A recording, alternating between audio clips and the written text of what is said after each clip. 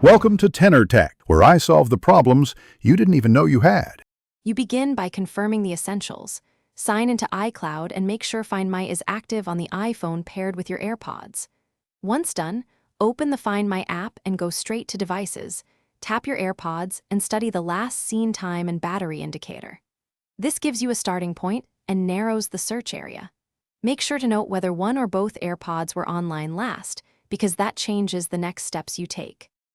Once you have the last known spot, analyze the map carefully.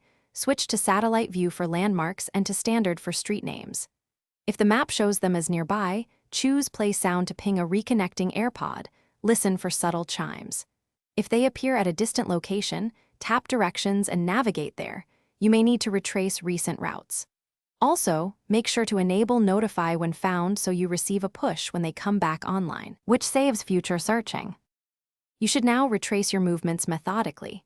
Check pockets, bags, couch cushions, and the last car or room you used. Look low and high and open cases. If the AirPods stay offline but are nearby, try a Bluetooth scanner to detect any signal, because Find My only shows reconnections.